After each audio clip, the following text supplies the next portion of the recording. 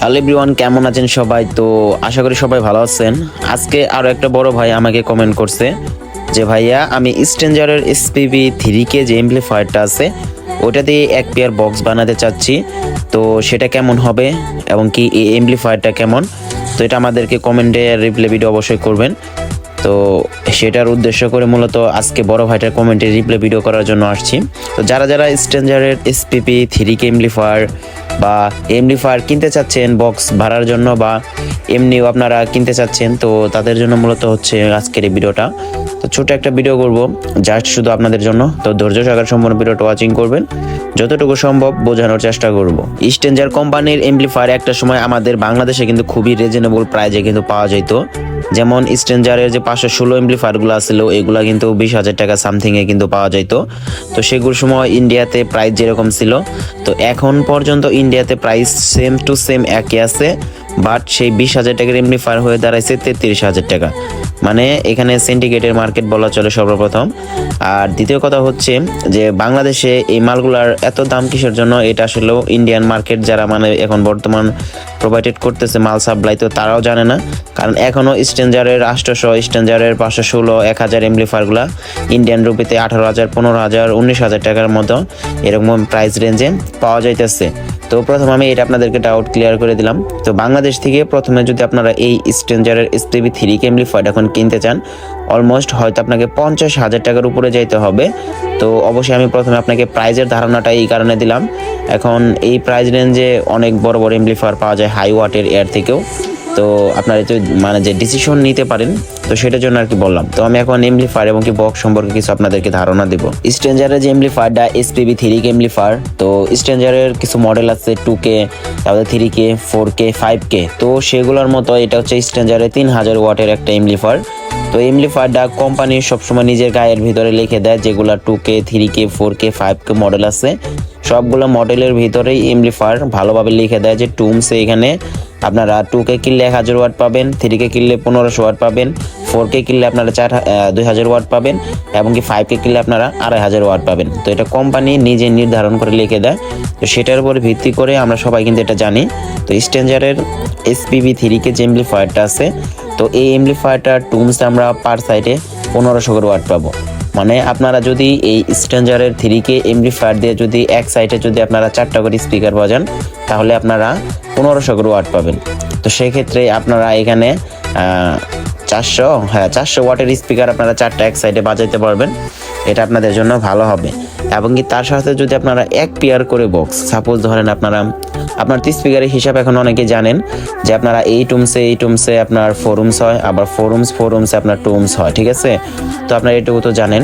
তো একটা এমপ্লিফায়ার যদি আপনারা এই টুমসে রান করান, সেক্ষেত্রে আপনি একটি স্পিকার ব্যবহার করতে পারবেন। আর আপনি যদি একটা এমপ্লিফায়ার ফোরুমসে রান করান, সেক্ষেত্রে আপনি 4টি স্পিকার ব্যবহার করতে পারবেন। আর যদি আপনি এমপ্লিফায়ারটা টুমসে রান করান, সেক্ষেত্রে আপনি 8টি স্পিকার ব্যবহার করতে পারবেন। তো সেটা ডিপেন্ডেড করবে আপনার উপরে। তো তারপর আমি স্ট্রেঞ্জার এসপিবি যে 3K মডেলটা আছে, তো এই মডেলটার আমি আপনাদেরকে বলে দিতেছি।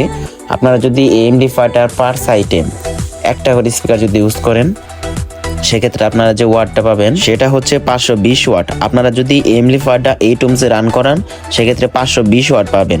এবং কি আপনারা এই এমপ্লিফায়ারটাতে যদি 4টে স্পিকার ইউজ করেন, মানে এক সাইডে 2টা করে, ঠিক আছে, 4টি স্পিকার পার সাইডে যদি আপনারা 2টা করে স্পিকার ইউজ করেন মানে ফোরুমস, তো সেক্ষেত্রে আপনারা এমপ্লিফায়ার থেকে 1050 ওয়াট মানেই পাবেন, ওয়াট পাবেন।